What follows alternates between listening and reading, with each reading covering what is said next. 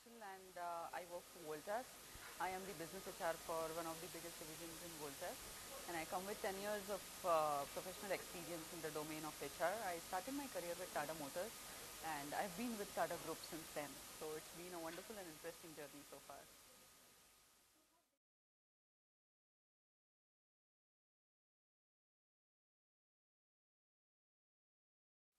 Big data has been talked about quite a lot, and I think that it is very, very critical and very important to understand analytics in terms of how you want to leverage on the information and how you want to utilize it in all the domains of HR. I mean, may it be recruitment or may it be talent acquisition.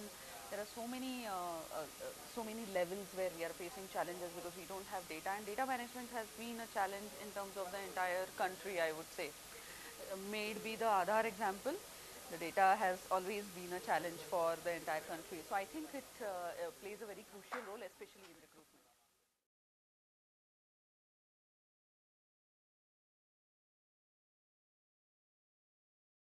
Of course, I think HR professionals definitely need to have marketing skills, and more than marketing skills, I think they should be aware about what kind of job they are recruiting for, and also need to understand the nuances that are involved in that job in terms of selling that job. Also, one more critical thing that I feel is important is making the candidate or the person who is applying aware of the real facts what are prevailing in the company, because many a times what happens is marketing tends to be a little animated or tends to be a little, on an over side, and then what happens is when the when the candidate actually comes and joins, he realizes that, hey, look, this is not what my recruiter told me. My promises have not been fulfilled. So that is the challenge which, the marketing role has to be taken care of. So I think it comes from there.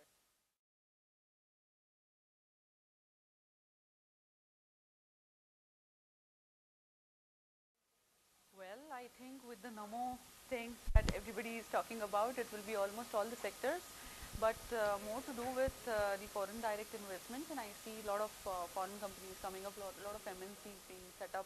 That would definitely be one sector.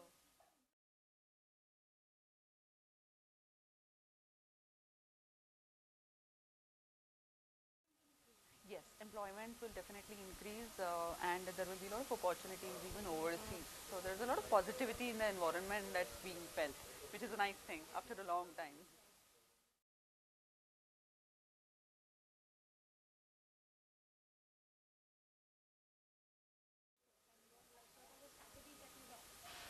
Gen Y workforce, trust me, I have never worked with Gen Y workforce because I have been with companies like Tata Motors and Voltas, which are themselves 50 years old, and I have always worked with homegrown leaders. But yes, I understand. I mean, typically when I used to go for campus and when we used to recruit GTs and PGTs, the typical attrition was between first to second month and between 7 to 8 months. So we used to, sort of struggle a lot in terms of how do we retain these people. Eventually we realized, and we did change our strategies. For example, I can give you one example. Initially when we used to recruit them, we used to tell them that this is the department, this is the section that you want to join in. They are freshers, so they can join in any department. Eventually when we realized that no, this is not working, then we used to ask their choice. So we used to give them rotation, and we used to give them a flair of all the 3 4 functions, and then we actually used to tell them, okay, now after the end of the year, tell us which is that area which clicks for you and where you feel that yes, this is something that I want to do and I want to contribute. And then we started placing them in those departments where they found their interest in, and the attrition changed. So such tweaks we did, and of course, I mean, other than this, there are a lot of more things that for Gen Y they demand. It depends on the sector actually. The sectors that I represent typically are quite stable in nature, so that's the reason not much of turbulence as such. But yes, I mean, things are changing there as well. So there is this different hat that recruiter has to wear in terms of handling Gen Y, I'm sure.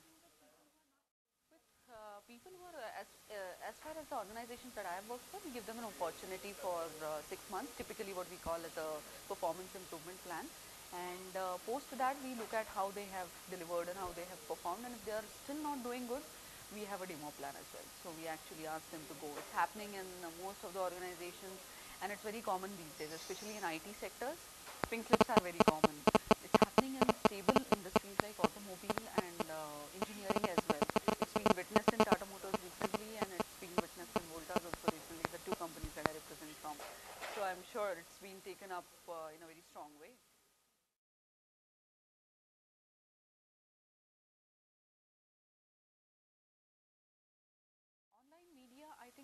critical role in terms of not only the job portals but also all the social media discussions that we had throughout this long day in today's event of People Matters.